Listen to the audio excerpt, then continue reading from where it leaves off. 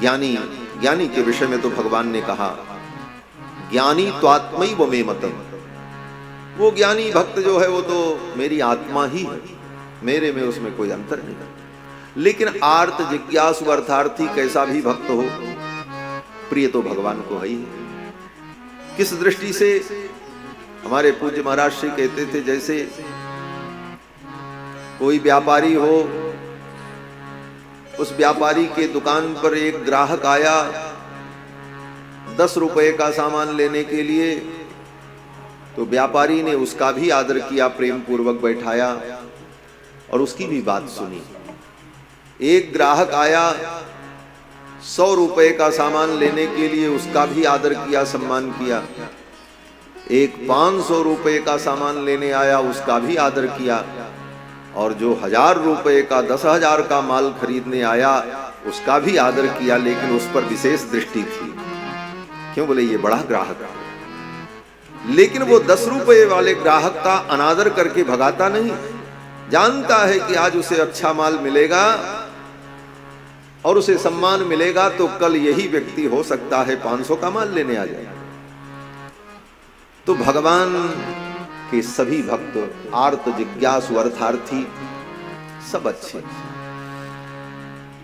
श्री ध्रुव जी महाराज तो आर्त थे और अपने दुख की निवृत्ति के लिए भगवान की भक्ति करने के लिए चले।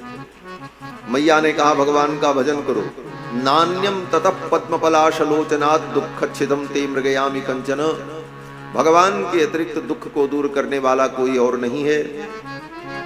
ध्रुव जी महाराज चल पड़े कि अब मैं तपस्या करके भगवान का साक्षात्कार करके ही लौटूंगा। जब चले तो भगवान को चिंता हो गई। ध्रुव मेरी प्राप्ति के लिए तपस्या करने के लिए निकला है, इसका मार्गदर्शन करना चाहिए। भगवत प्राप्ति में जब तक गुरु का मार्गदर्शन न हो, आचार्य का मार्गदर्शन न हो, तब तक भगवत प्राप्ति की यात्रा सफल नहीं होती। ध्रुव जी चल तो पड़े, लेकिन इनका मार्गदर्शन कौन करे? तो भगवान ने स्वयं कृपा करके देवर्षि नारद को भेज दिया। जब कोई जीव भगवत प्राप्ति के लिए चलता है, संकल्प करता है, विचार करता है, उसके हृदय में प्रेरणा होती है, तो भगवान ही कृपा करके किसी सद्गुरु की प्राप्ति करा देते हैं और उस सद्गुरु के द्वारा उपदेश प्राप्त करके उस मार्ग में वो प्रवृत्त हो जाता है। गुरु की प्राप्ति भी भगवान की ही कृपा से होती है। भगवान ने नारद जी को भेज दिया। नारद जी आए, रास्ते में मिले। नारद जी ने पूछा बेटा कहां जा रहे हो? ध्रुव जी ने कहा गुरुवर मैं तपस्या करने जा रहा हूं, भगवान का साक्षात्कार करना चाहता हूं। नारद जी ने कहा कैसे तपस्या करोगे, कुछ मालूम है? ध्रुव जी ने कहा मालूम तो कुछ नहीं है, चल पड़े। नारद जी ने कहा तब? ध्रुव जी ने कहा कि आप देवर्षि हैं, आप ज्ञानी हैं, आप ही कृपा करके मेरा मार्गदर्शन करो। मैं कैसे तपस्या करूं, मैं क्या करूं? नारद जी ने कहा जो बताता है, जो मार्ग बताता है वो गुरु होता है। ध्रुव जी ने कहा तो आप ही मेरे गुरु जी बन जाओ, अब हम गुरु ढूंढने कहां जाएं? आप ही मेरे गुरु हो। ध्रुव जी की श्रद्धा को, भक्ति को देखकर नारद जी बड़े प्रसन्न हुए और नारद जी ने ध्रुव जी को मंत्र दीक्षा दे दी। 12 अक्षर का मंत्र ओम नमो भगवते, यही मंत्र नारद जी ने ध्रुव जी को सुना दिया, मंत्र की दीक्षा दी। मंत्र वही है, अक्षर वही है, शब्द वही है, आनुपूर्वी भी वही है, लेकिन जब तक किसी अधिकृत व्यक्ति के द्वारा, अधिकृत गुरु के द्वारा वह मंत्र रूपी शब्द हमारे कानों में न पड़े, तब तक उस मंत्र को जपने का, उसका अनुष्ठान करने का अधिकार प्राप्त नहीं होता। आचार्य के द्वारा जब वह मंत्र प्राप्त होता है, तभी उस मंत्र का अनुष्ठान करने का, जपने का अधिकार होता है। गुरुपदेश मार्गेण सिद्धिर्भवति नान्यथा, अन्यथा सिद्धि की प्राप्ति नहीं होती। इसीलिए हमारे यहाँ गुरु शिष्य परंपरा है अनादिकाल से। गुरु के द्वारा मंत्र को प्राप्त करके जपना चाहिए। आजकल लोग टीवी में देखकर, मोबाइल में देखकर, यूट्यूब में सर्च करके कोई मंत्र ढूंढ लें और कहते हैं अब महाराज हम ये मंत्र जपते हैं। बोले ऐसे कुछ नहीं होता। वो सब मंत्र जपते जपते तुम्हारी जिंदगी बीत जाएगी, कुछ होने वाला नहीं। विधि से करोगे तब फल प्राप्त होगा। गीता में भगवान कहते हैं यह शास्त्र विधि मुत्सृज्य वर्तते कामकारतः न ससिद्धिमवाप्नोति न सुखम न पराम गति। शास्त्र की विधि को छोड़ करके जो मनमाने ढंग से आचरण करता है न उसे सिद्धि मिलती है न उसे सुख मिलता है। तस्मात् शास्त्रम प्रमाणम ते कार्याकार्य व्यवस्थितौ। इसलिए क्या करना क्या नहीं करना, इसमें एकमात्र शास्त्र प्रमाण है। शास्त्र जो कहे वो करना चाहिए। नारद जी ने मंत्र दीक्षा दे दी और विधि बताई, जगह बताई। बोले मधुबन में चले जाओ। मधुबन कहां है? बोले वृंदावन का ही नाम मधुबन है, वही मधुपुरी है। मथुरा मधुपुरी। मधुपुरी क्यों है? बोले मधु माने भगवान, भगवान का एक नाम है मधु, और भगवान की जो पुरी है इसलिए वो मधुपुरी है। और मधु बड़ा मीठा होता है, मधुर होता है, इसी अर्थ को लेकर के नाम पड़ा मधुरापुरी। मधुरा माने मीठी पुरी, और वही मधुरा बिगड़ करके हो गया मथुरा। हाँ। कहते हैं ऐसे जो मधुर भगवान हैं, उन भगवान की भक्ति तुमने नहीं की तो तुम्हारा जीवन व्यर्थ है। तो मधुरापुरी ही मधुपुरी, वही श्री वृंदावन धाम। नारद जी कहते हैं तत्तात गच्छ भद्रम ते यमुनायास तटम शुचि। यमुना का जो पवित्र तट मधुबन है, पुण्यम मधुबनम यत्र, अत्यंत पुण्यमय जो मधुबन वृंदावन है। विशेषता क्या है उसकी? बोले सान्निध्यम नित्यदा हरे है, जहां भगवान हरि का नित्य सान्निध्य रहता है, जहां भगवान नित्य विराजित है। इसीलिए ब्रज के भक्त कहते हैं वृंदावनम परित्यज्य पादमेकम न गच्छ। भगवान सदा ब्रज में वास करते हैं, ब्रज छोड़ करके जाते नहीं। और हमारी अयोध्या का भी वही स्वरूप है। तुलसी तब कैसे अजहु जानिए रघुबर नगर बसैया। भगवान नित्य अयोध्या में वास करते हैं। अयोध्या भगवान की नित्य विहार स्थली है। तो ध्रुव जी महाराज को नारद जी ने कहा जाकर के वहां पहले जमुना में स्नान कर लेना, और फिर जमुना की बालू से भगवान की मूर्ति की कल्पना कर लेना, और इसी मंत्र से जो कुछ तुम्हें मिले, चंदन अक्षत पुष्प कंदमूल फल, भगवान को अर्पण करके पूजा कर लेना, और भगवान को भोग समर्पण करके प्रसाद ग्रहण कर लेना और मंत्र का जप करना। ध्रुव जी महाराज आए मधुबन में और जमुना के बालू से भगवान की मूर्ति की परिकल्पना की। कृत्वा द्रव्यमयीं बुधा, और जो कुछ उन्हें प्राप्त हुआ उन वस्तुओं से भगवान की अर्चना की। यथालब्धोपचारैहि, और फिर मंत्र का जप करने लगे।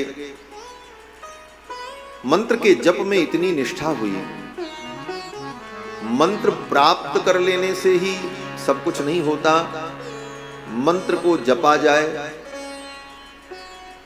तब उसका प्रभाव प्रकट होता है। जपात सिद्धिर जपात सिद्धिर जपात सिद्धिर वरानने। भगवान शंकर भगवती पार्वती से कहते हैं देवी जप से ही सिद्धि की प्राप्ति होती है। ध्रुव जी महाराज आए और मंत्र का जप करने में उनका मन लग गया। पहले दिन जब मंत्र का जप प्रारंभ किया तो 3 दिन 3 रात्रि तक लगातार मंत्र का जप करते हो। 24 घंटे बीत गए। तब याद आया, अरे 3 दिन बीत गए। फिर स्नान किया, भगवान की पूजा की, कंदमूल फल ग्रहण किया, फिर मंत्र का जप करने लगे। फिर जब मंत्र का जप करने लगे तो फिर 3 दिन तक ऐसे मंत्र का जप करते रहे। यही करते करते 1 महीना बीत गया।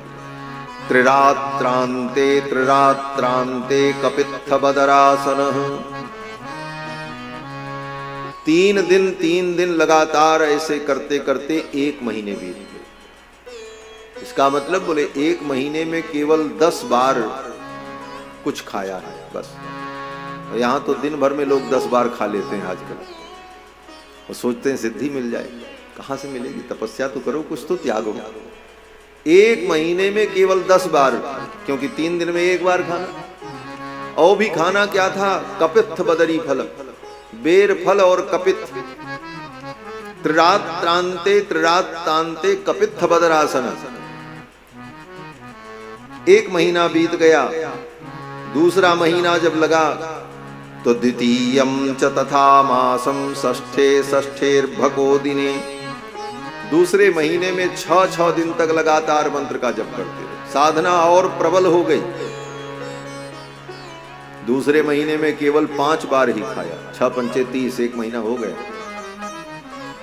तीसरा महीना जब लगा तो तृतीयं चानयन मासं नवमे हनि। तीसरे महीने में 9 दिन तक लगातार मंत्र का जप करते रहे। तीसरे महीने में तो 3 बार ही कंदमूल फल और कपित्थ फल खाया और जमुना जल पिया। मंत्र का जप करते रहे।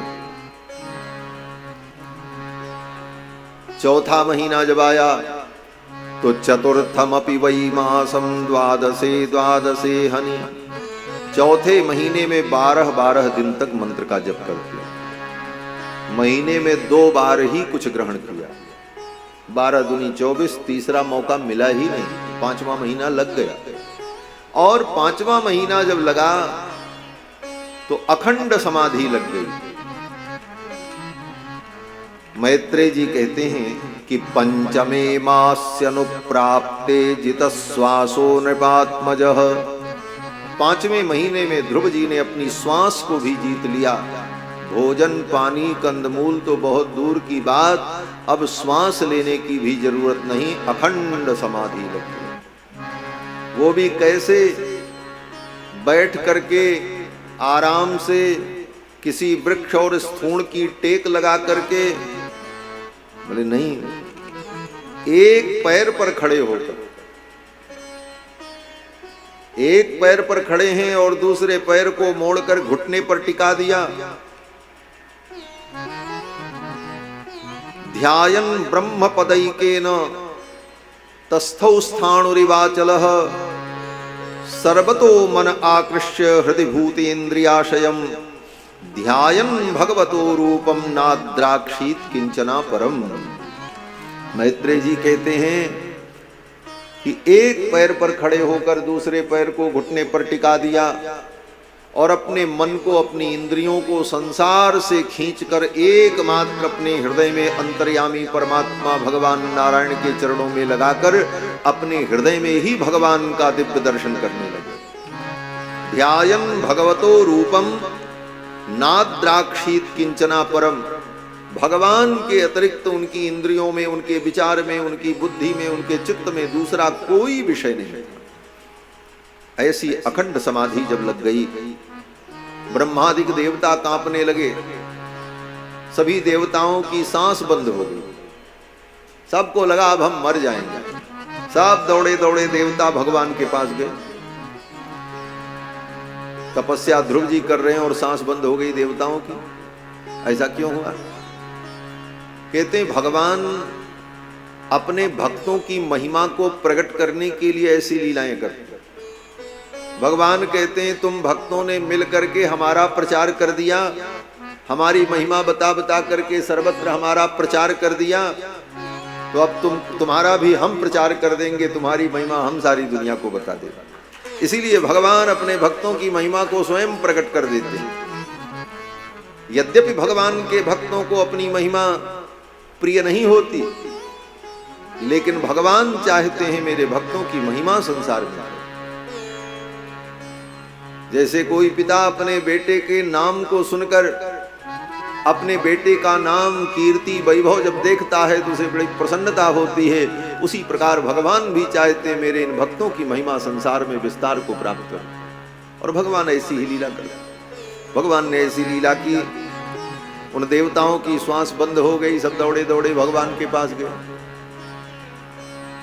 देवताओं ने कहा महाराज नैवम विदामो भगवान प्राणरोधम, हे भगवान हमारा प्राण अवरुद्ध हो रहा है, लगता हम मर जाएंगे। विधेहि तन्नो ब्रजनाथ विमोक्षम प्राप्ता वयम त्वाम शरणम शरण्यम, हमारी रक्षा करो, हम आपकी शरण में आए हैं। देवताओं ने ये प्रार्थना की। भगवान ने कहा चिंता मत करो, मां भैष्टबालम तपसो दुरत्ययान निवर्तयिष्ये प्रतियात स्वधाम, आप लोग भयभीत मत हो, कुछ नहीं होने वाला है।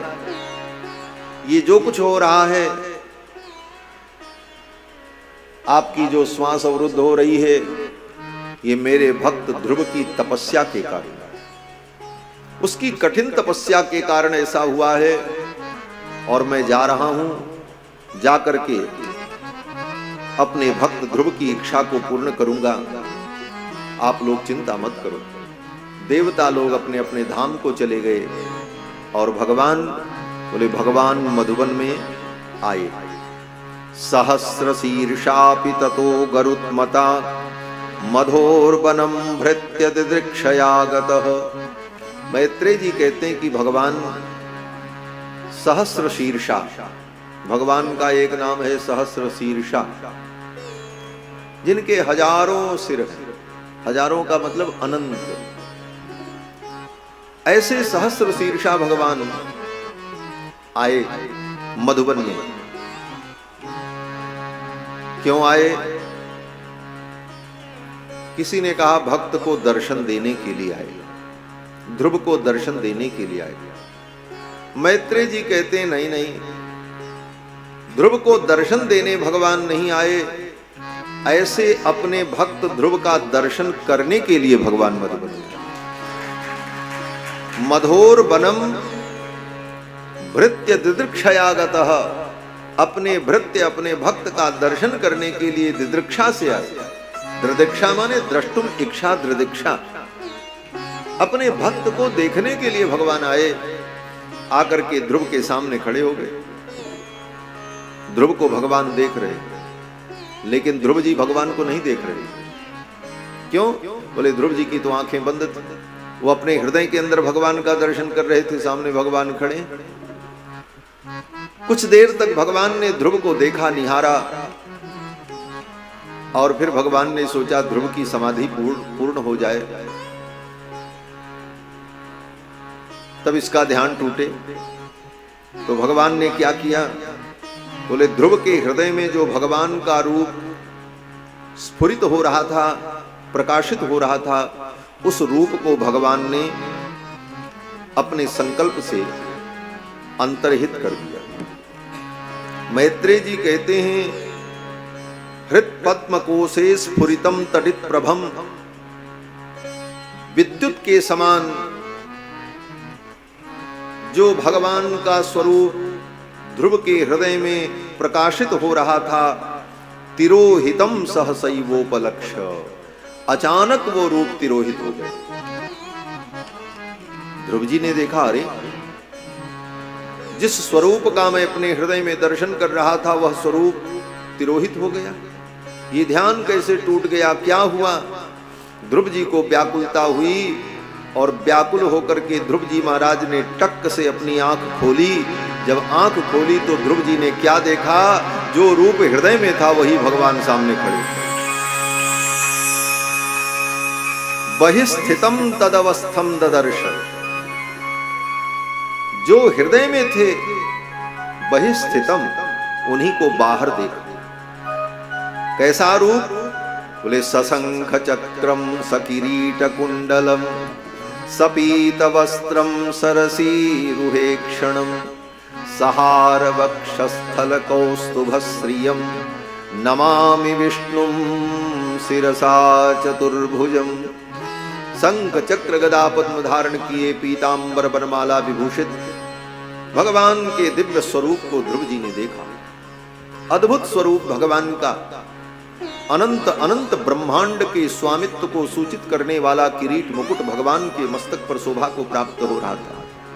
गभुआरी अलकावली, कानों में मकराकृत कुंडल, अष्टमी के चंद्रमा के समान भगवान का सुंदर ललाट, ललाट पर ऊर्ध्वपुंड्र की रेखाएं, मध्य में श्री चूर्ण की सुंदर रेखा दीप शिखा के समान, बगल में मत्थे पर केसर की खौर, दिव्य कमानदार भौहें, नासिका के मूल से लेकर के कान के मूल पर्यंत विशाल भगवान के नेत्र, कर्णांतलोलेक्षणम, दिव्य भगवान के कपोल, ऐसे सुंदर भगवान के सुचिक्कन कपोल, काश्मीरी सेब की भी सुषमा को जो लज्जित कर दें, ऐसे सुंदर भगवान के कपोल, समुन्नत नासिका, नासिका में नासा मणि, नासा भरण, भगवान के सुंदर सुमधुर अधर, जिन अधरों की अरुणिमा को देखकर, जिन अधरों की अरुणिमा को देख करके आर्य ललना अपने आर्य चरित्र से विचलित हो जाएं, ऐसे भगवान के सुमधुर अधर, कानों में सुंदर कुंडल, उन कुंडल की मणियों का प्रकाश भगवान के कपोल पर जब पड़ता है तो कपोल की शोभा और भी दिव्य है। भगवान थोड़ा मुस्कुरा रहे हैं, मुस्कुराते समय भगवान के गाल पर छोटे छोटे गड्ढे पड़ रहे हैं। ये गड्ढे कैसे हैं? कहते हैं भगवान जब मुस्कुराते हैं तो उनके गाल पर जो गड्ढा पड़ता है वो क्या है? बोले वो गड्ढा नहीं है, वह अपने प्रेमियों को अपने प्रेम में, प्रेम पाश में बांधने का बंधन है। हमारे अयोध्या के बड़े सिद्ध कोटि के संत श्री श्रीलमणि जी महाराज भगवान के स्वरूप का जब वर्णन करते हैं तो कहते हैं, ताज बकीली ऐन छबीली, हसन सुधा के कुंडे हैं। जब भगवान हंसते हैं तो उनके कपोल पर जो कुंड बनता है, गड्ढा बनता है। ताज बकीली ऐन छबीली, हसन सुधा के कुंडे हैं, विहसत परत कपोलन पे अति मधुर प्रेम जन फंदे हैं। वो प्रेम के फंदे हैं जो भक्तों को उस प्रेम फंदे में बांध लेते। ऐसे भगवान के सुंदर कपोल, चिबुक मणि, शंख के समान भगवान की सुंदर ग्रीवा, उस गले में कौस्तुभ मणि, मणिमाला, तुलसी की माला, कमल की माला, विशाल वक्षस्थल, कंधे पर अंगद, बाजूबंद बिजायट, उंगलियों में मुद्रिकाएं, ऊपर के हाथ में शंख चक्र, नीचे के भुजाओं में गदा पद्म, कंधे पर सुंदर शुभ्र यज्ञोपवीत, कमर में लिपटा हुआ तड़ित विनिंदक पीतांबर, पीतांबर पर कसी हुई करधनी, जिस करधनी की लड़ नितंब तक पहुंच करके भगवान के नितंबों की शोभा का संवर्धन कर रही है, जिसका वर्णन कल की कथा में आप लोगों ने सुना। ऐसे भगवान के दिव्य मनोहर रूप को ध्रुव ने देखा। भगवान के सुंदर चरणारविंद, जिन चरणारविंदों की पाद पीठ का स्पर्श करने का साहस ब्रह्मादिक देवताओं को भी नहीं मिलता। भगवान अपना चरण जिस पीठ पर रखते हैं, उस पीठ को भी छूने की हिम्मत ब्रह्मादिक देवताओं को नहीं होती। ये भगवान का निरंकुश ऐश्वर्य है। भगवान के ऐसे सुंदर चरणारविंद जो भक्तों के परम धन हैं, धनम मदीयम तव पाद पंकजम कदानु साक्षात करवाणि चक्षुषा। भगवान के ऐसे दिव्य चरणारविंद, जिन चरणारविंदों की एक रज कणिका को प्राप्त करने के लिए बड़े बड़े योगी महात्मा, अमलात्मा, विमलात्मा लोग जन्म जन्म तक साधन करते हैं, ऐसे भगवान के चरणारविंद।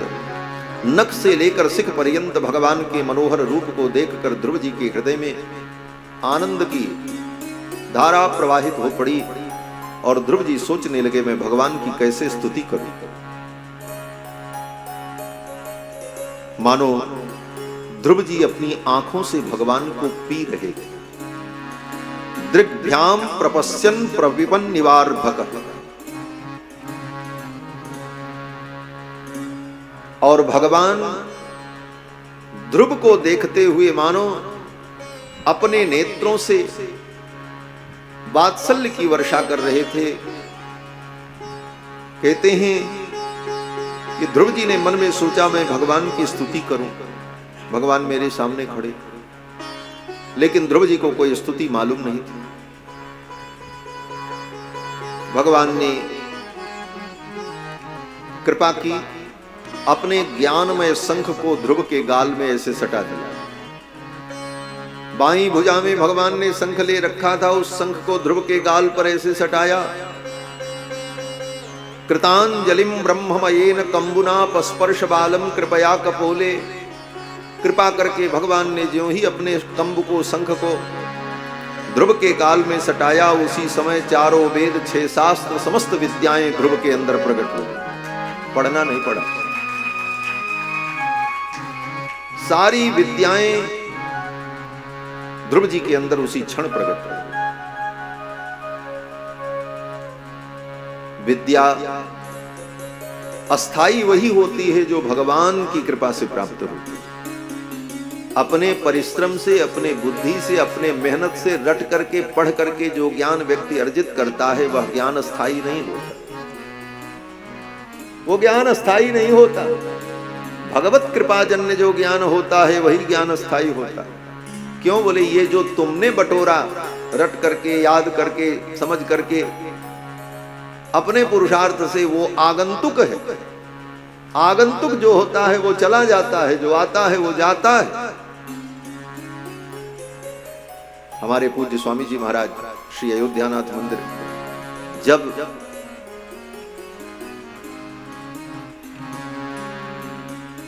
अंतिम समय में स्वास्थ्य उनका बहुत अनुकूल नहीं रहता था, क्योंकि शरीर का धर्म है, शरीर का जो प्रारब्ध है वो तो अपना काम करेगा ही। तो हम लोग महाराज जी के पास जाएं तो पूछें, तो एक 2-3 बातें बड़ी महत्वपूर्ण पूज्य महाराज जी ने कही थी। एक बात कहते थे स्वामी जी कि बेटा, जो बाहर से ज्ञान आता है वो काम नहीं करता, जो भीतर का ज्ञान होता है वही काम करता है। बाहर से आया हुआ आगंतुक ज्ञान साथ नहीं देता। और दूसरी बात कहते थे, हम लोग पूछें, ये तो जगत का व्यवहार है, कोई बीमार होता है उसके पास हम लोग जाते हैं तो सहानुभूत में पूछते हैं आप कैसे हैं, स्वस्थ हैं? तो कोई अगर पूछ ले आप स्वस्थ हैं, तो ऐसे बीमारी अवस्था में भी कहते थे हाँ हम तो स्वस्थ हैं, लेकिन शरीर स्वस्थ नहीं। तो इसका मतलब यही है, हम शरीर नहीं हैं, हम तो आत्म रूप हैं, यही आत्मबोध है। पूज्य स्वामी जी कहते थे हम तो स्वस्थ हैं, शरीर स्वस्थ है। हम और शरीर, इन दोनों के भेद को जान ले, यही तो ज्ञान है। और जब तक हम शरीर को ही हम मानते रहे, यही अज्ञान है। इसी को कहा गया है देहाभिमान, देहाध्यास, अपने देह को ही अपना स्वरूप मान लेना। ये देह हमारा स्वरूप नहीं है, हम तो आत्म रूप है। तो भगवान ने कृपा की, ध्रुव जी के अंदर संपूर्ण ज्ञान प्रकट हो गया और ध्रुव जी ने भगवान की बड़ी सुंदर स्तुति की। ध्रुव जी ने स्तुति करते हुए कहा, योऽन्तः प्रविश्य मम वाचमिमां प्रसुप्तां संजीवयत्यखिल शक्तिधर स्वधाम्ना अन्यास्तहस्तचरणश्रवणत्वगादीन् प्राणान् नमो भगवते पुरुषाय तुभ्यम्। हे भगवान, मैं आपको प्रणाम करता हूं। आपने मेरे अंतःकरण में प्रविष्ट होकर के मेरे प्रसुप्त ज्ञान को जागृत कर दिया। मेरे अंग प्रत्यंग को आपने स्वस्थ और सुंदर बना दिया। आप ही एक ऐसे तत्व हैं, एकस्त्वमेव भगवन् निदमात्म सत्या मायाख्योर गुणया महदाद्य शेषम। आप अपनी माया रूपिणी शक्ति के द्वारा, आत्मशक्ति के द्वारा अनंत अनंत रूप में, इस सृष्टि के रूप में आप ही दिखाई पड़ते हैं। सृष्ट्वानुविश्य पुरुषस्तदगुण तदसद्गुणेषु नानेव दारुष विभावसुवद विभास। ये जो कुछ है, पेड़, पत्थर, ईंटा, जल, पृथ्वी, वायु, आकाश, ध्रुव जी कहते हैं इन सब को आपने उत्पन्न किया और उत्पन्न करने के बाद सृष्ट्वानुविश्य, इन सब को बनाने के बाद, सृष्टि करने के बाद आप इसी में आकर के बैठ गए। इसी को वेदांत में कहा गया तत्सृष्ट्वा तदेवानुप्राविशत। भगवान ने संपूर्ण सृष्टि को उत्पन्न करके फिर उसी सृष्टि के अंदर अंतर्यामी रूप में भगवान व्याप्त हो गए, विराजमान हो गए। वो सब में व्याप्त हो गए, इसीलिए वो विष्णु है। व्याप्नोतीति विष्णु। उपनिषद में भी यही कहा, ईशावास्यमिदं सर्वं यत्किंचित् जगत्याम जगत् तेन त्यक्तेन भुंजीथाः मा गृधः कस्य सुद्धनम। यह संपूर्ण सृष्टि परमात्मा का आवास है और भगवान सबको प्रकट करके फिर उसमें प्रविष्ट हो गए। और प्रविष्ट होकर के भगवान क्या कर रहे हैं? बोले विहार कर रहे हैं। उदाहरण दिया, जैसे मकड़ी को देखा है, यही उदाहरण दिया जाता है वेदांत में। मकड़ी जाल बनाती है,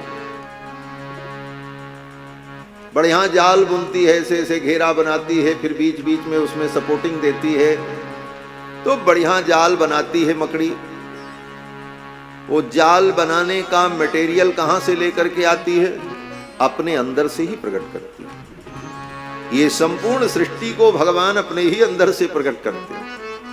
और वो मकड़ी जैसे अपने अंदर से ही उस जाल को प्रकट करके जाल को बुनती है और फिर उसी जाल में वो अपने पैर को फैला करके बैठ करके आनंद लेती रहती, झूला झूलती रहती। जिस प्रकार अपने ही द्वारा उत्पन्न करके उस जाल को लूता माने मकड़ी, और फिर उसी में वो विराजमान रहती है, उसी प्रकार भगवान इस संपूर्ण सृष्टि को उत्पन्न करके अंतर्यामी रूप से सर्वत्र विद्यमान रहते हैं। श्री ध्रुव जी महाराज ने इन सब विषयों का चिंतन करते हुए भगवान की स्तुति की। त्वं नित्य मुक्त परिशुद्ध विबुद्ध आत्मा कूटस्थ आदि पुरुषो भगवास्त्यधीरीशः। आप ही नित्य शुद्ध बुद्ध आत्म रूप हैं। ये सब कह करके ध्रुव जी ने भगवान की बड़ी सुंदर स्तुति की है। अंत में भगवान ने कहा, वेदाहम ते व्यवसितम। तुमने जो व्यवसाय किया वो मैं जान रहा हूं। व्यवसाय माने निश्चय।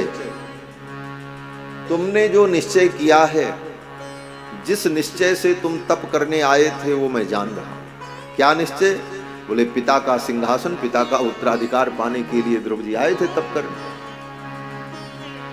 सौतेली मां से अपमानित होकर। तो भगवान को तो सब पता। भगवान ने कहा, वेदाहम ते व्यवसितम। तुम्हारे मन में जो व्यवसाय है, जो तुम चाहते हो, वो मैं जानता हूं। तत्प्रयच्छामि भद्रम ते दुरापमपि सुब्रत। वो मैं तुमको दे रहा हूं। जाओ, पिता का उत्तराधिकार तुम्हें प्राप्त होगा। 36,000 वर्ष राज्य करना, और इसके पश्चात ध्रुव जी ने मन में एक बात और सोची थी। पिता के उत्तराधिकार के लिए फटकार मिली थी, तो ध्रुव जी ने कहा तो नहीं, लेकिन मन में सोच लिया था कि ये पद तो मिलेगा ही मिलेगा मुझे, लेकिन ये पद क्या है? ये तो मेरे पिता को भी मिला, मेरे पितामह को भी मिला, बाद में मेरे पुत्र पौत्रों को भी ये पद मिलेगा, लेकिन मैं वो पद प्राप्त करके दिखाऊंगा जो पद आज तक दुनिया में किसी को प्राप्त नहीं हुआ और भविष्य में भी प्राप्त नहीं। तब भगवान की कृपा का परिणाम माना जाए। तो ध्रुव जी महाराज ने ये जो मन में निश्चय लिया था, वो निश्चय भगवान जानते थे और कोई नहीं जानता। इसीलिए भगवान ने कहा, वेदाहम ते व्यवसितम हृदय राजन्य बालक। हे राजपुत्र, हृदय में तुमने जो सोचा है वो मैं जान रहा हूं। तुम कुछ भी मन में सोचो, भगवान सब जान जाते हो। भगवान से कहना नहीं पड़ता। लोग भगवान के सामने गिड़गिड़ाते हैं, कहते हैं। हमारे आचार्यों ने कहा कि भगवान से अपना दुख बताने की जरूरत ही नहीं। क्यों? अगर तुम अपने मुख से बता रहे हो कि हम दुखी हैं, हम बड़े परेशान हैं, ये प्रभु हमारी बात सुनो, हमारे पर कृपा करो, तुम्हारे आचार्य कहते हैं इसका मतलब तुम भगवान की सर्वज्ञता पर भरोसा नहीं कर रहे हो। अगर भगवान सर्वज्ञ हैं तो सब जान रहे हैं। यह सर्वज्ञ सर्वविद परास्य शक्तिर्विविधैव श्रूयते स्वाभाविकी ज्ञान बल क्रिया च। तो भगवान सर्वज्ञ हैं, इसलिए उनको बताने की जरूरत नहीं, वो सब जान जाते हैं। आपके हृदय में क्या है, आप क्या सोच रहे हो।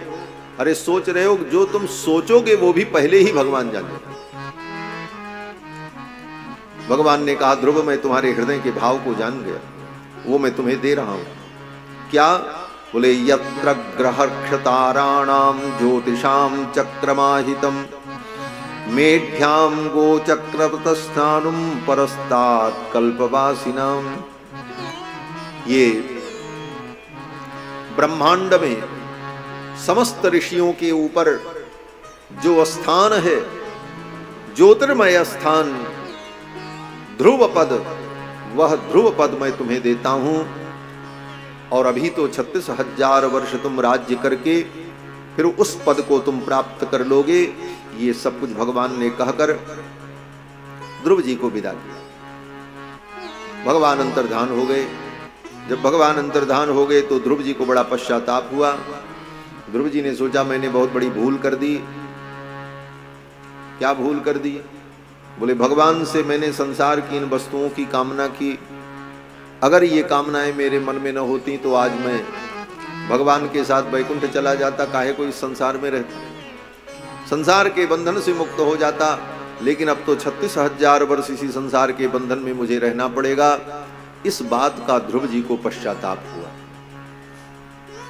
अहो बत ममानात्म्यम मंदभाग्यस्य पश्यत भवच्छिदः पादमूलम गत्वा याचे यदंतवत्। फिर तो भगवान जब अंतर्धान हो गए तो ध्रुव जी महाराज आए। पिता ने बड़ा सुंदर स्वागत किया और जो सौतेली मां सुरुचि थी उन्होंने भी दौड़ करके स्वागत किया। सुनुइति सुरसिश्चास्य महिष्य उरुक्म भूषिते आरुह्य शिविकाम सार्धम उत्तमेनाभिजग्मतुः। जब ध्रुव जी तपस्या करके लौटने लगे तब तक इधर नारद जी ने आकर के नगर में बता दिया महाराज उत्तानपाद से, आपका बेटा तपस्या करके भगवान का साक्षात्कार प्राप्त करके तो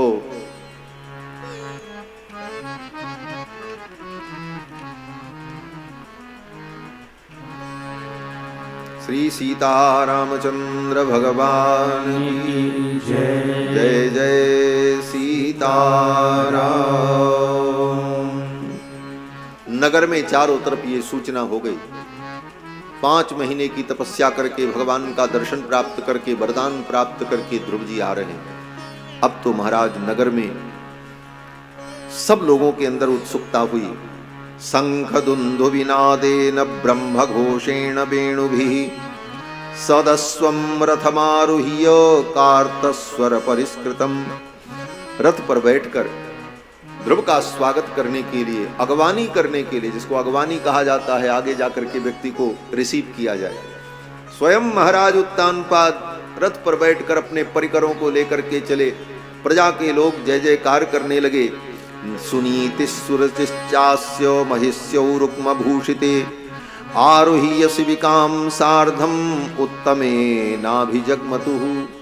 सोने की पालकी में, शिविका में, एक पालकी में मां सुनीति विराजमान हुई और एक पालकी में सुरुचि, और दोनों माताएं ध्रुव जी का स्वागत करने के लिए आगे जा रही हैं।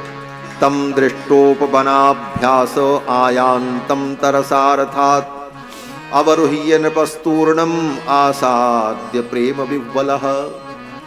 जब ध्रुव जी आ रहे थे नंगे पांव, जंगल से तप करके लौट रहे थे, तब तक महाराज उत्तानपाद जब पहुंचे तो अपने रथ से उतर करके दौड़े और अपने बालक ध्रुव को उठा करके हृदय से लगा लिया, लेकर के आए।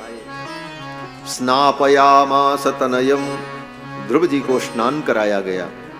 जातोद्दाम मनोरथः अभिवंद्य पितुपादा वासीर्भिश्चाभिमंत्रितः।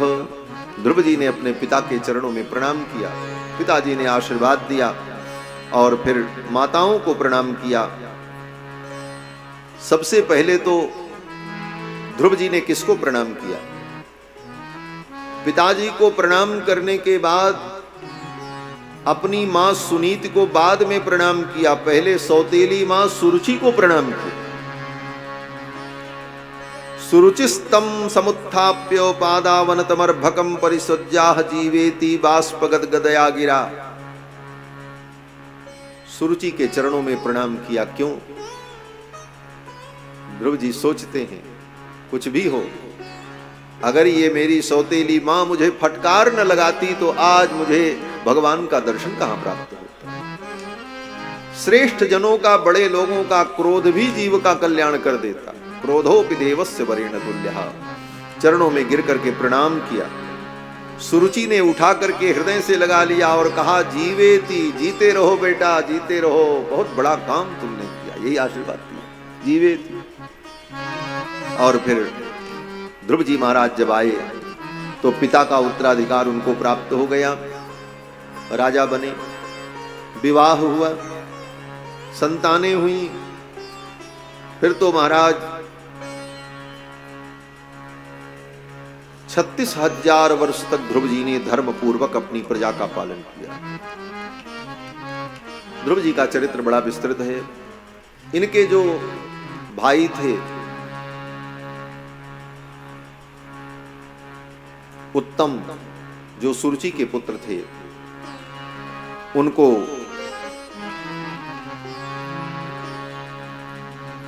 यक्षों ने मार डाला। घूमते घूमते वो मृगया करते हुए यक्षों के नगर में पहुंच गए। उनसे युद्ध हुआ, यक्षों ने मार डाला। जब यक्षों ने मार डाला उत्तम को, तो ध्रुव जी को बड़ा दुख हुआ, क्योंकि भाई ही थे। ध्रुव जी ने कहा, इन यक्षों को मैं मार डालूंगा। सेना लेकर के ध्रुव जी महाराज यक्षों के ऊपर आक्रमण कर देते। बड़ा भयंकर युद्ध हुआ। उस युद्ध में ध्रुव जी महाराज ने अनेक यक्षों को मार डाला। कुबेर के गण जो यक्ष थे उन सब को मार डाला। ब्रह्मा जी ने देखा कि ध्रुव को कोई रोक नहीं सकता, ये सारे यक्षों की प्रजाति को ही समाप्त कर दे। तब ब्रह्मा जी ने मनु जी को भेजा। मनु जी कौन है? बोले ध्रुव जी के बाबा हैं। ध्रुव के पिता उत्तानपाद, उत्तानपाद के पिता मनु जी महाराज। मनु जी आए और मनु जी ने आकर के ध्रुव से कहा, बेटा अलम वत्साति रोषेण, इतना क्रोध मत करो, अलम बस। तमो द्वारेण पापमना, ये क्रोध जो है ये नरक का द्वार है। इस पाप से तुम मुक्त हो जाओ, क्रोध मत करो और इन यक्षों का संहार बंद कर दो। मैं जानता हूं भ्रातुर्बधा वितप्तेन त्वयांग भातृवत्सल, अपने भाई के प्रेम के कारण तुमने इन यक्षों को, गंधर्वों को मारा है। लेकिन बेटा ये साधु का धर्म नहीं। मनु जी ने यही उपदेश दिया। नायम मार्गो ही साधु नाम, जो सज्जन पुरुष होते हैं उनका ये मार्ग नहीं।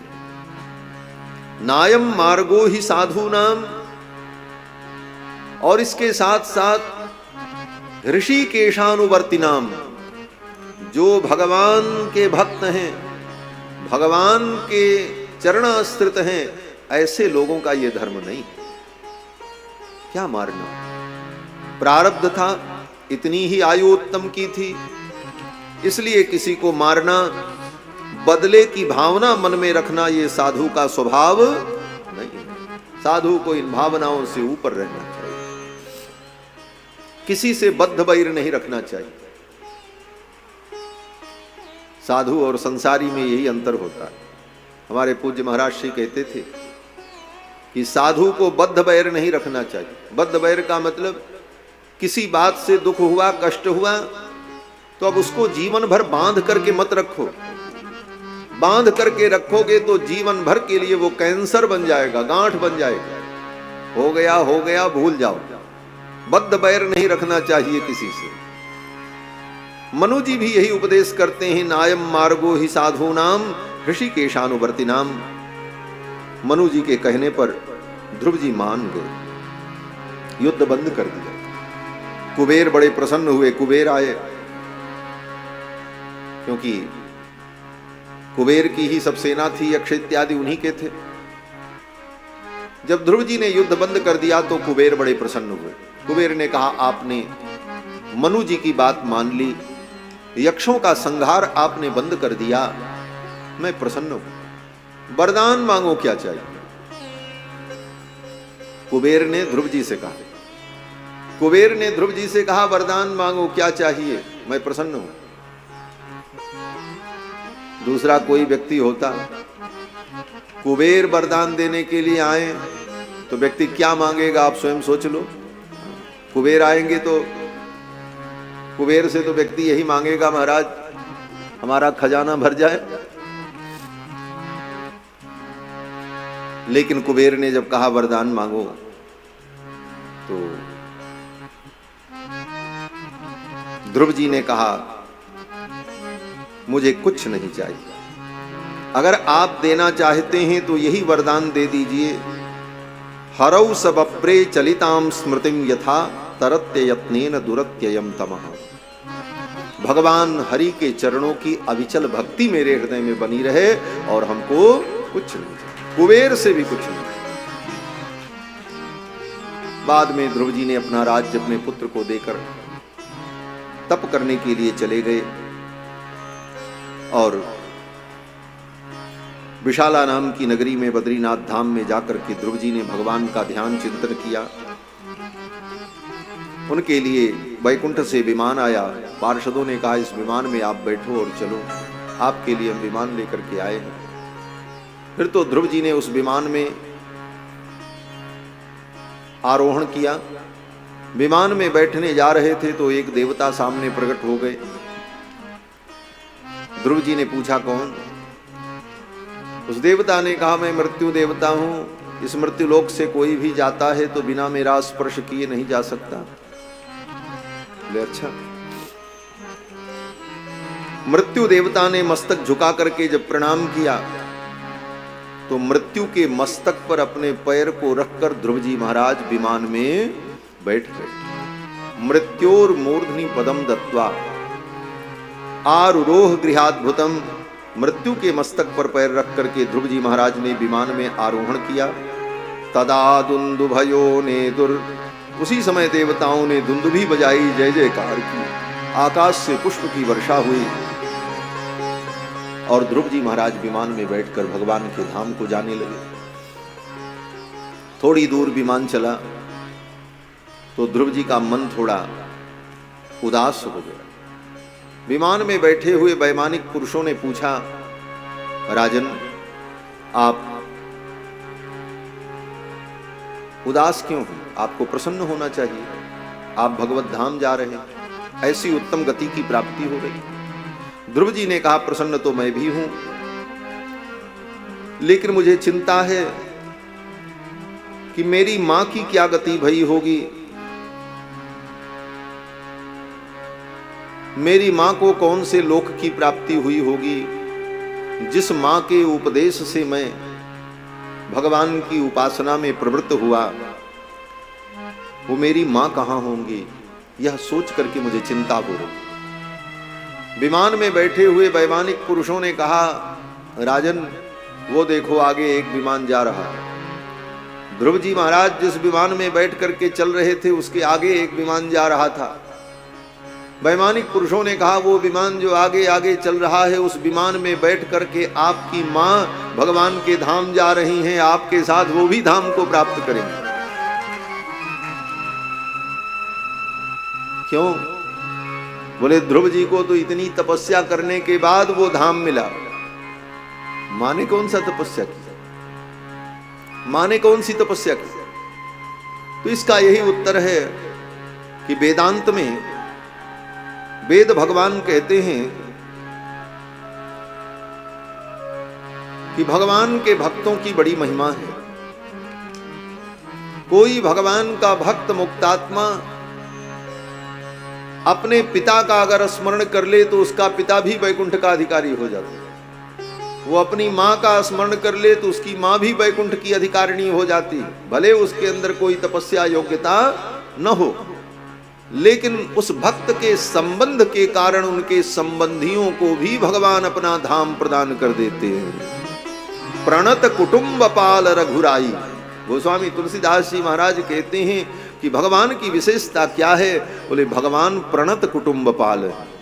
एक व्यक्ति शरणागत हो और भगवान की भक्ति में लगा है तो उसके संबंध से उसके संपूर्ण परिवार की रक्षा भगवान करते हैं और सबका कल्याण कर देते हैं।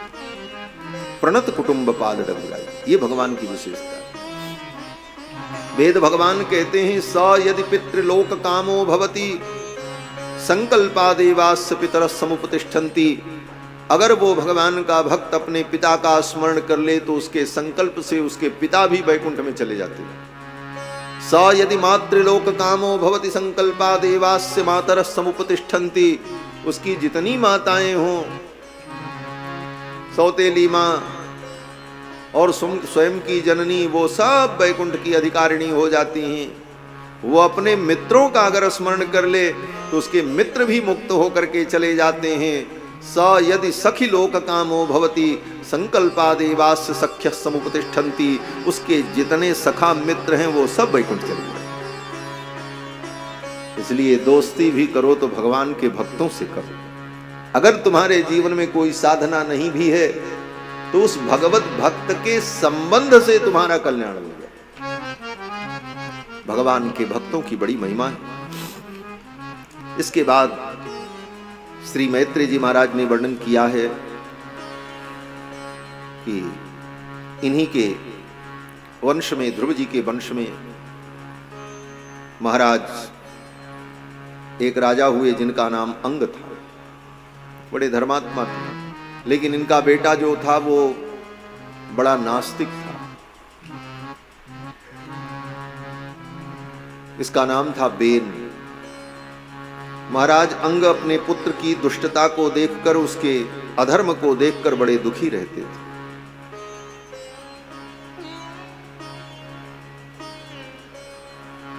एक दिन इतने दुखी हुए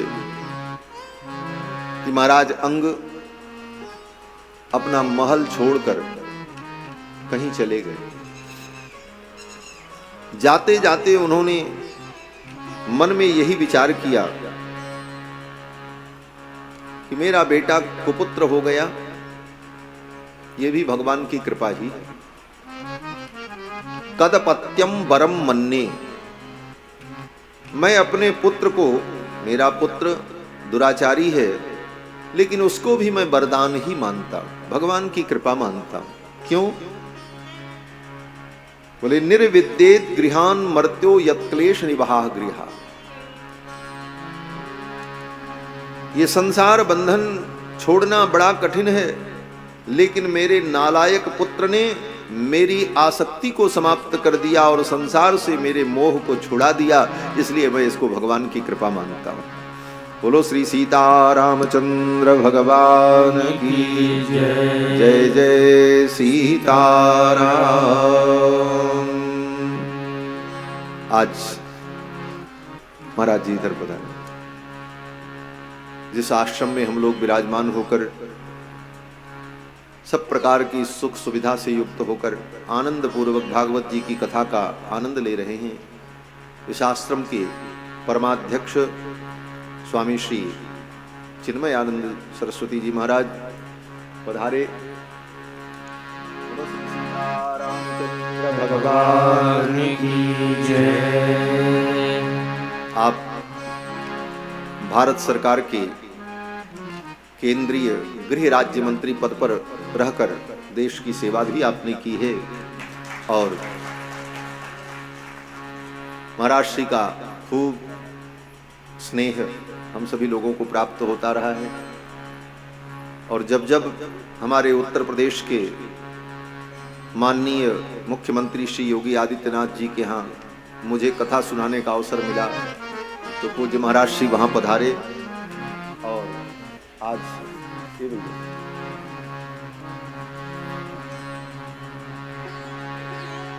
श्री सीतारामचंद्र भगवान की जय। जय जय सीताराम।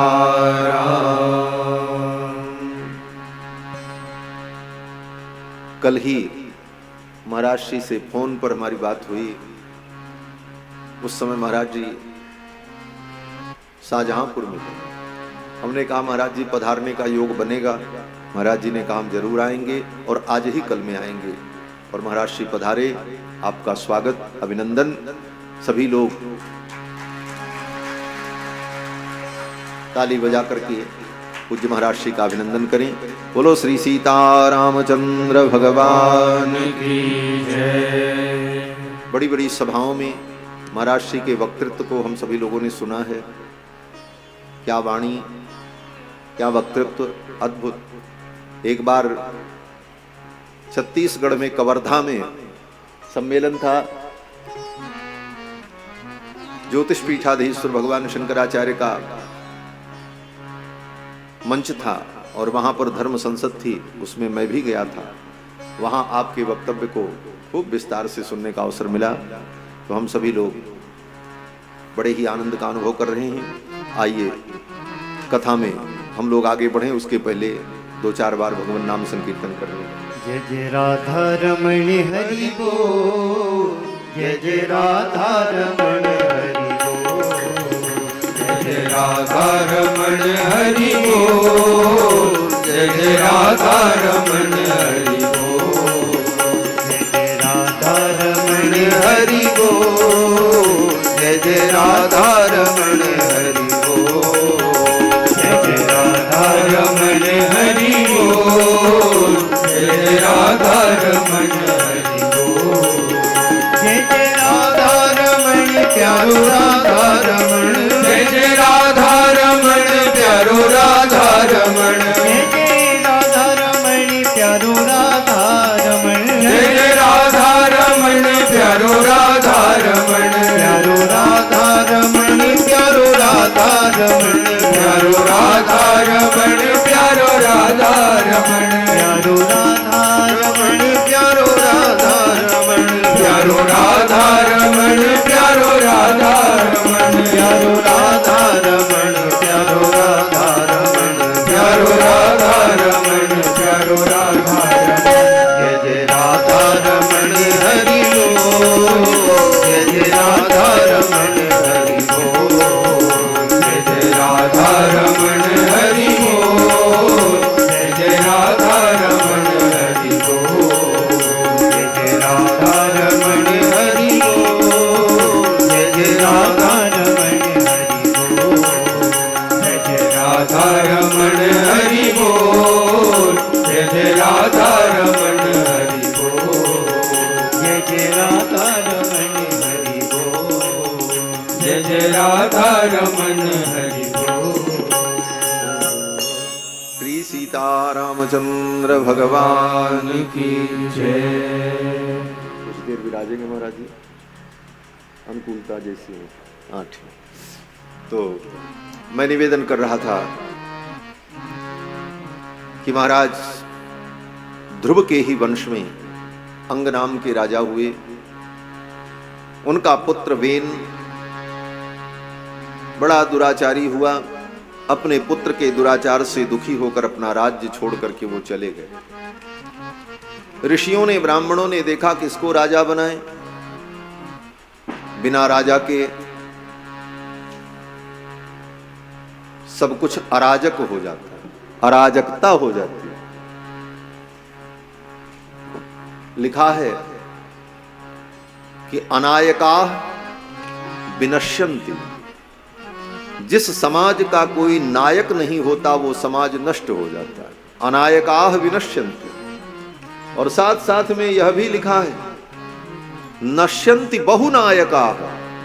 जिसके बहुत नायक हों वह भी समाज नष्ट हो जाता है। कौन किसकी माने, सब नायक है। ऋषियों ने देखा ये राजा का पुत्र है, इसी को राजा बनाओ। राजा बेन का अभिषेक कर दिया सिंहासन पर बैठा करके। लेकिन वो बेन सिंहासन पर बैठते ही मदांध हो गया। एवं मदांध उत्सिक्तो निरंकुशैव द्विपः। जैसे हाथी मदांध हो जाता है तो निरंकुश हो जाता है। वो कितना भी महावत उसके सिर पर अंकुश लगावे वो रुकने वाला नहीं, निरंकुश हो जाता। अब तो बेन जब राजा बना तो राजा बनते ही उसने घोषणा की अब हमारी सरकार है, हमारी सत्ता है। हम जो अध्यादेश जारी कर रहे हैं इसका पालन किया जाए। क्या आदेश दिया? राजा बेन ने कहा न यष्टव्यम न दातव्यम न होतव्यम द्विजाः क्वचित्। आज से मेरे राज्य में न कोई यज्ञ करेगा, न कोई दान करेगा, न कोई हवन करेगा, न ब्राह्मणों की पूजा करेगा। न यष्टव्यम न दातव्यम न होतव्यम द्विजाः क्वचित्। कोई ब्राह्मण ये सब कर्म अब नहीं करेंगे, सब बंद करो। इति निवारयत् धर्मम भेरी घोषेण सर्वसः। नगाड़ा बजवा करके, भेरी बजवा करके घोषणा करा दी ये सब बंद कराओ। ब्राह्मणों ने कहा महाराज ये बंद करना ठीक नहीं, ये अधर्म है। मुनियों ने समझाया। मुनियों ने राष्ट्र के उत्थान का मूल मंत्र बताया। आज इस मूल मंत्र पर किसी का ध्यान नहीं जाता। राष्ट्र के उत्थान की, राष्ट्र के गौरव की, राष्ट्र भक्ति की सब बात करते हैं। लेकिन ये भारत राष्ट्र जिस संस्कृति से, जिन संस्कारों से समृद्ध हुआ वो संस्कार कहां है और उसको हम किस रूप में अनुभव करें, ये विचार नहीं हुआ। यहां पर ऋषियों ने कहा राजन यस्य राष्ट्रे पुरे चैव। जिस राजा के राष्ट्र में, जिस राजा के नगर में भगवान यज्ञ पुरुषः, भगवान यज्ञ पुरुष का इज्यते स्वेन धर्मेण जनैर्वर्णाश्रमान्वितैः। जिस राजा के राज्य में वर्णाश्रम धर्म का पालन करने वाली प्रजा अपने कर्मों के द्वारा भगवान यज्ञ पुरुष का आराधन करती है, परितुष्यति विश्वात्मा तिष्ठतो निज शासने। उसके राज्य में भगवान प्रसन्न होते हैं और उसका राज्य सिद्धि समृद्धि से युक्त हो जाता है। यही राष्ट्र के उत्थान का मूल मंत्र है जो ऋषियों ने कहा।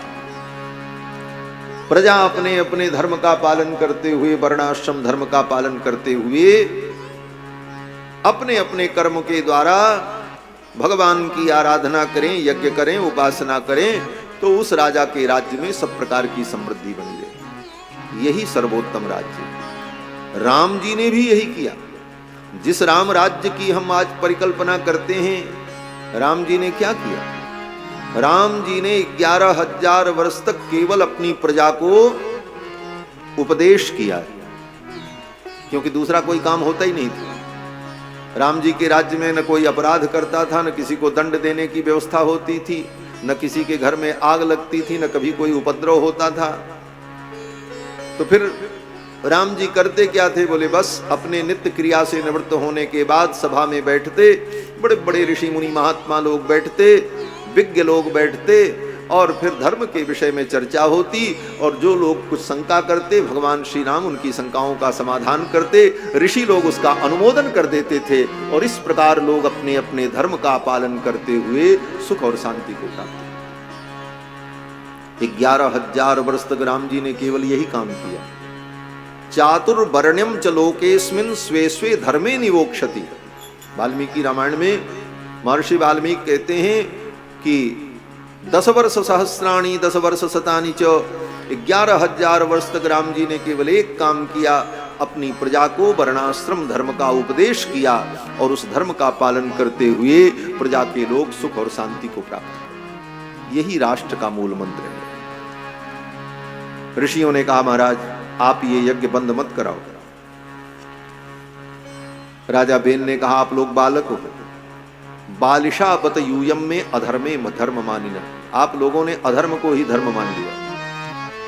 उल्टे वो राजा उन ऋषियों को, मुनियों को उपदेश देने लगा, आप जो कर रहे वो गलत है। ये कुंटल कुंटल घी, तेल, चावल ये सब जला देते हो, गरीबों को खिलाना चाहिए। हजारों कुंटल दूध अभिषेक करके नाली में बहा देते हो, गरीबों को पिलाना चाहिए। आज भी ऐसे कुतर्क करने वाले बेन के वंशज विद्यमान हैं। जब लाखों करोड़ों लीटर खून नाली में बहाते हो, तब देश में गंदगी नहीं होती, दुर्व्यवस्था नहीं होती। अगर कोई होली खेल ले और पटाखा दगा दे तो प्रदूषण हो जाता है। यही स्थिति, बड़ी खराब स्थिति। राजा बेन ने कहा, यह सब अधर्म है जो तुम लोग कर रहे हैं। ऋषियों ने समझाने का प्रयत्न किया, जब नहीं माना राजा बेन, तब ऋषियों ने कहा, इसको हटाओ। कैसे हटाएं? बोले, ऋषियों ने हुंकार किया। हुंकार करते ही ऋषियों के हुंकार मात्र से राजा अपने सिंहासन से नीचे गिरा, मर गया। अगर कोई राजा है और वो अधर्म का पोषण कर रहा है, तो अधर्म का पोषण करने वाले उस राजा की सत्ता बहुत दिन नहीं चलती है। धर्मात्माओं का जब हुंकार होता है तो बड़ी बड़ी सत्ताएं धराशायी हो जाती हैं। हुंकार किया ऋषियों ने, वो सत्ता समाप्त हो गई, गिरा नीचे, राजा बेन मर गया।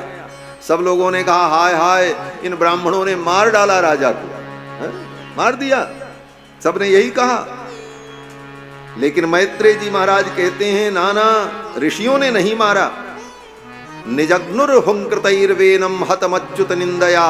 भगवान अच्युत की निंदा करने के कारण, धर्म की निंदा करने के कारण इस पाप से उसकी मृत्यु हो गई। किसी ने नहीं मारा। पापी को मारना नहीं पड़ता, पापी का पाप ही उसके विनाश के लिए पर्याप्त होता है। उसका पाप ही उसके लिए पर्याप्त है। फिर तो उसका कोई बेटा उठा था नहीं, किसको राजा बनावे? ऋषियों ने कहा, इसके शरीर का मंथन करो। राजा बेन की जंघाओं का मंथन किया। राजा बेन की जंघाओं पर काष्ठ की अरणी को रख करके जब मंथन किया, तो राजा बेन की जंघा से एक काले रंग का पुरुष प्रकट हुआ। काक कृष्णो अति हरस्वांगो हरस्व बाहुर महाहनु। छोटा सा, ठिगना सा, काले रंग का, उसकी ठुड्डी बाहर निकली हुई, आंखें छोटी छोटी, नाक बहुत बड़ी, बड़ा विचित्र प्राणी प्रकट हुआ, लेकिन बड़ा विनम्र था। हाथ जोड़ करके वो खड़ा था। ऋषियों ने कहा, निषीद, बैठ जाओ। निषीद कहने पर वो बैठ गया। जब बैठ गया तो ऋषियों ने कहा, इसका नाम निषाद होगा। निषीदेत्यब्रुवस्तात निषादस्ततो भवत्। निषीद कहने पर वो बैठ गया तो ऋषियों ने उसका नाम रख दिया निषाद। और ऋषियों ने कहा, जंगल का संपूर्ण राज्य तुम्हारा। उसी समय से जंगल की समस्त संपदा पर निषादों का आधिपत्य हो गया। निषाद को दे दिया। जंगल का राज्य तो दे दिया निषाद को, लेकिन नगर का राजा कौन बने? नगर का राजा तो कोई क्षत्रिय ही होगा, क्योंकि क्षत्रिय का धर्म है राज सिंहासन पर बैठ करके प्रजा का पालन करना। तब ऋषियों ने राजा बेन की भुजाओं का मंथन किया। भुजाओं का मंथन क्यों किया? बोले, भुजाओं से ही क्षत्रियों की उत्पत्ति हुई। वेद भगवान कहते हैं, बाहु राजन्य कृतः ब्राह्मणोस्य मुखमासीत बाहु राजन्य कृतः। भुजाओं के अंदर जो शक्ति है और भुजाओं में जो पालन करने का सामर्थ्य है, वह सामर्थ्य राजा में हो। इसलिए ऋषियों ने राजा बेन की भुजाओं का मंथन किया। और जब भुजाओं का मंथन किया तो बाहुभ्याम मध्यमानाभ्याम मिथुनम समपद्यत। राजा बेन की भुजाओं का मंथन करने पर एक जोड़ा प्रकट हुआ, एक पुरुष एक स्त्री। जो पुरुष प्रकट हुए उनका नाम पृथु था, और जो देवी प्रकट हुई उनका नाम अर्ची था। ये पृथु और अर्ची कौन है?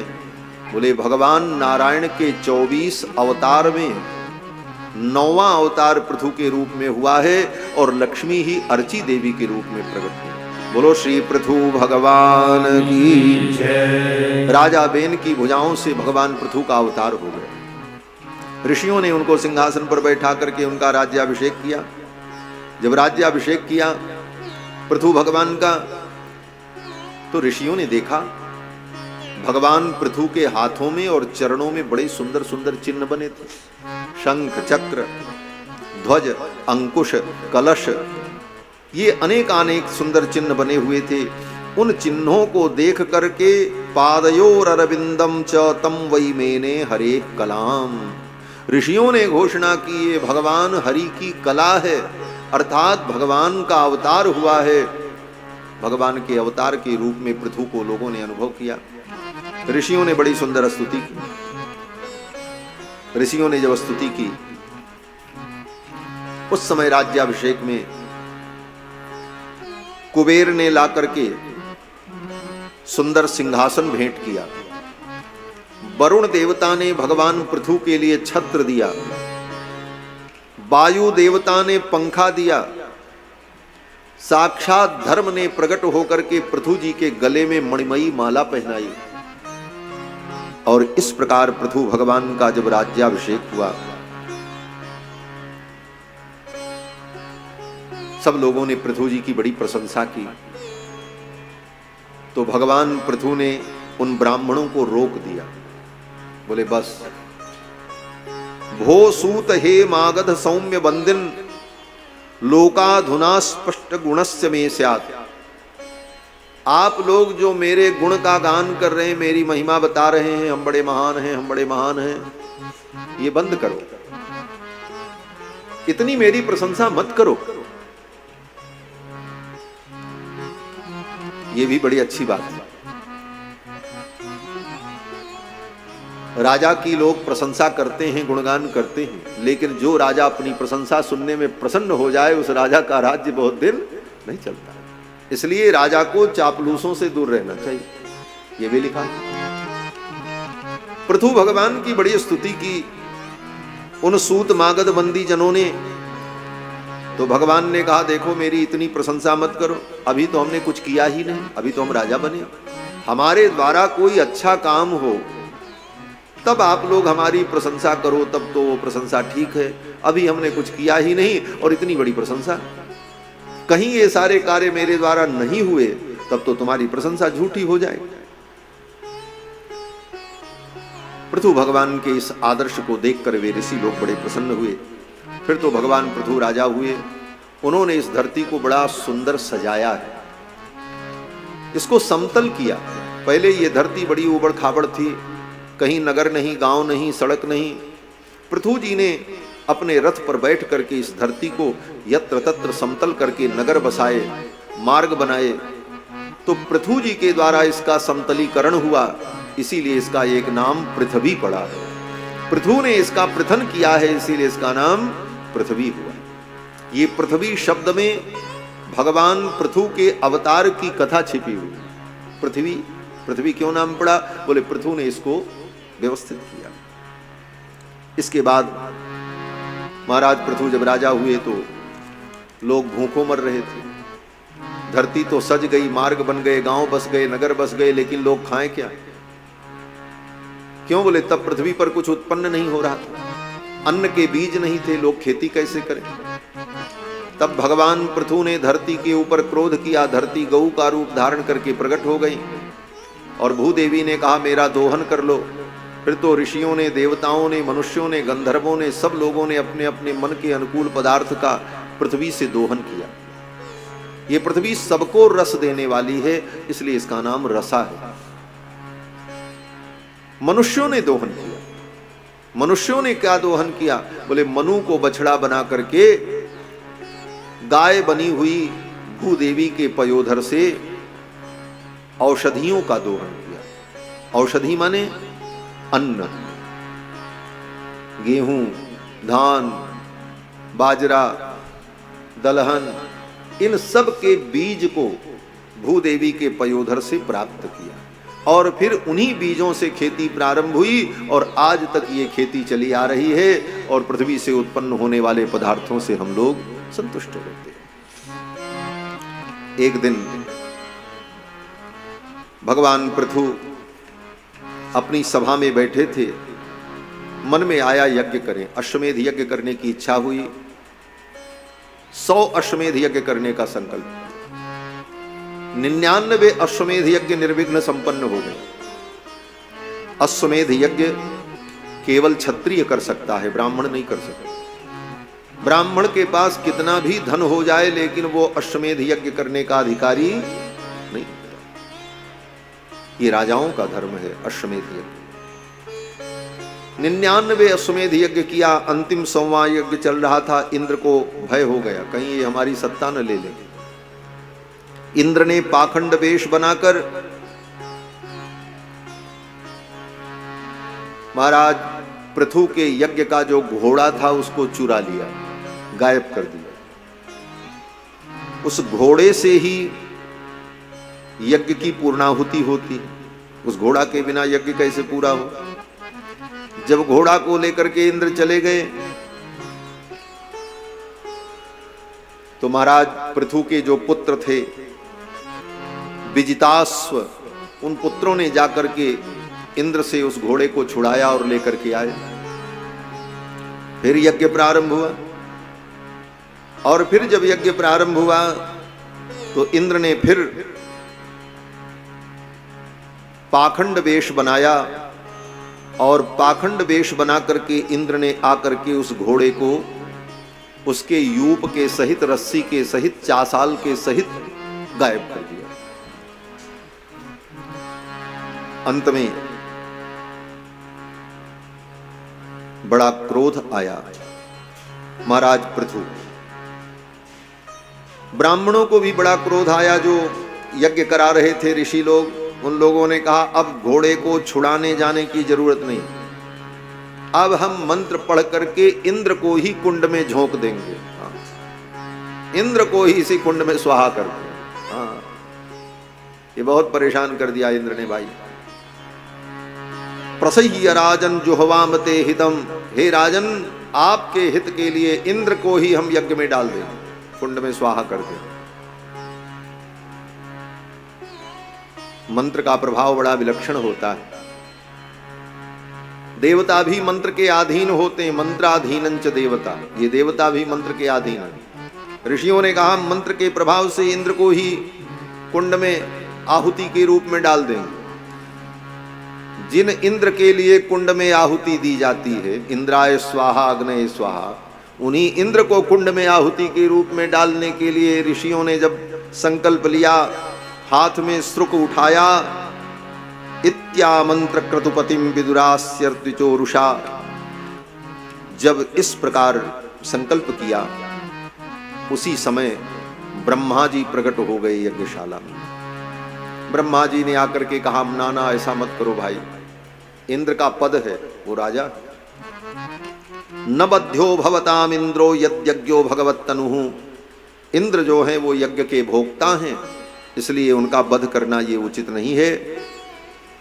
फिर तो उसी समय भगवान भी आए। भगवान जब आए तो भगवान ने भी समझाया, कहा काहे को परेशान हो रहे, बोले हमारा यज्ञ नहीं करने दे रहे इंद्र। बोले ये यज्ञ क्यों कर रहे हो। पृथु जी ने कहा आपकी प्रसन्नता के लिए मैं यज्ञ कर रहा हूं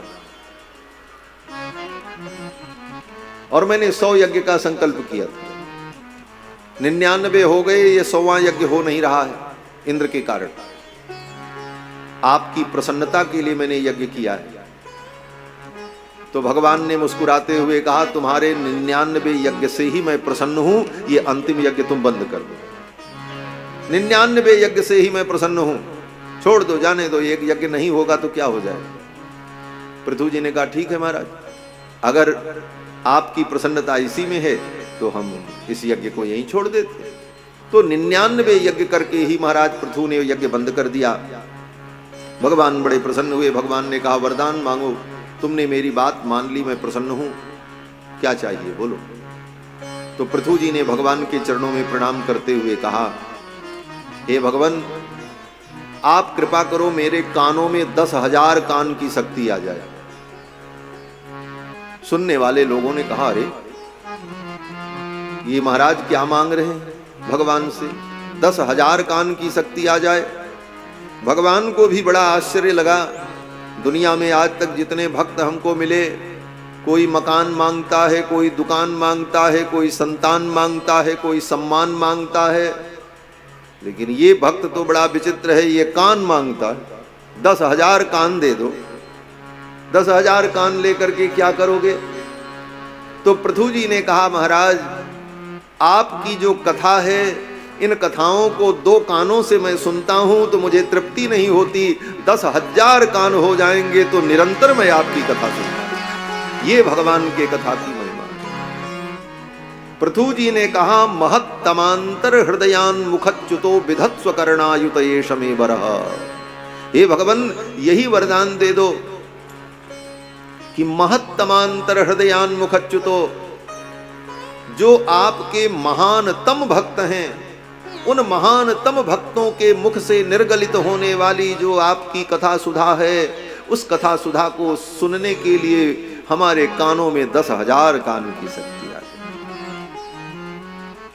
भगवान बड़े प्रसन्न हुए। भगवान ने कहा, तथास्तु। फिर तो पृथु जी ने धर्म पूर्वक अपनी प्रजा का पालन किया है। बहुत सारी कथाएं हैं। एक दिन भगवान पृथु के यहाँ सनक सनंदन सनातन सनत कुमार आए। घूमते घूमते आ गए। सनत कुमार भगवान जब आए तो पृथु जी ने उनका पूजन किया। सनत कुमार भगवान ने कहा, राजन सब कुशल तो है? तो पृथु जी ने कहा, भगवन किम तस्य दुर्लभतरम इह लोके परत्र च यस्य विप्राः प्रसीदन्ति शिवो विष्णुश्च सानुगः। पृथु जी ने सनकादिकों से कहा, भगवन जिसके ऊपर ब्राह्मण प्रसन्न हो जाएं, वेदज्ञ विद्वान तपस्वी ब्राह्मण जिसके ऊपर प्रसन्न हो जाएं, कृपा करें, उसके लिए क्या दुर्लभ। पृथु जी कहते हैं, किम तस्य दुर्लभतरम इह लोके परत्र च यस्य विप्राः प्रसीदन्ति शिवो विष्णुश्च सानुगः।